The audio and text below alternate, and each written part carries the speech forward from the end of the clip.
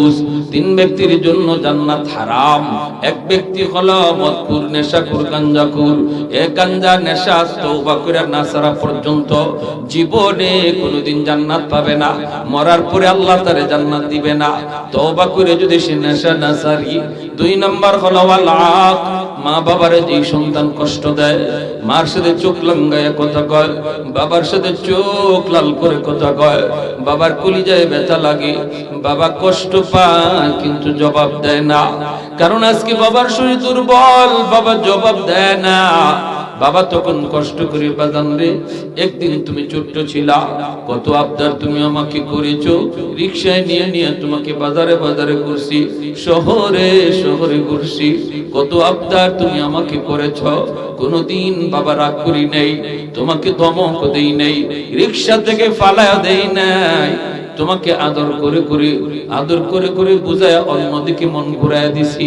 আজকে বাবা হয়তো একটা জিনিস তোমার কাছে চাইলাম, তুমি আমাকে ধমক দিয়ে বসলে।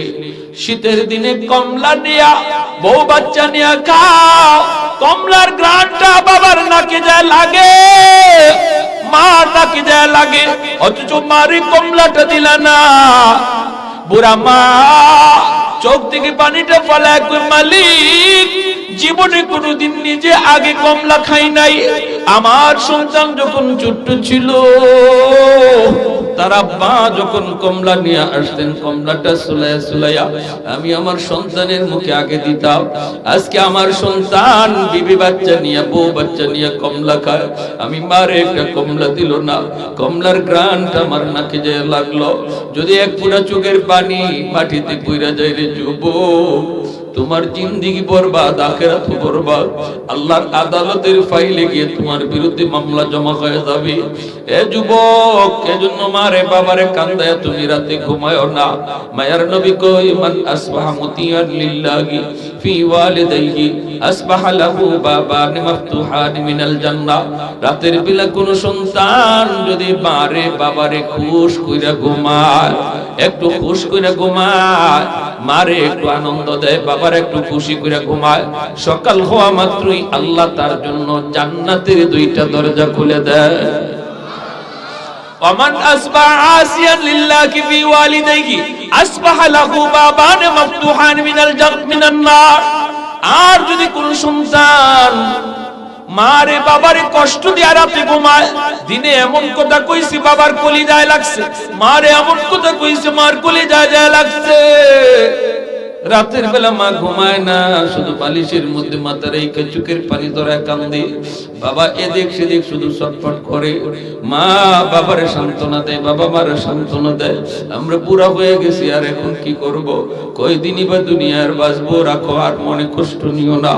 আল্লাহর নবী কইরে, যুবক মারে বাবার ঘুম হারাম কইরা, বাপ মার কলিজায় আঘাত দিয়া তাদের ঘুম হারাম কইরা তুই ঘুমাইতেছ, সকাল হওয়া মাত্রই তোর জন্য জাহান্নামের দুইটা দরজা খুলে দেওয়া হয়। নাউজুবিল্লাহ।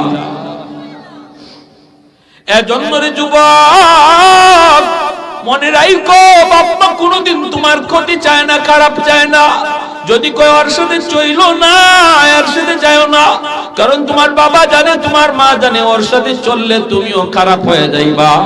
তুমি হয়তো এখন বুঝতেছো না, এক সময় বুঝবা।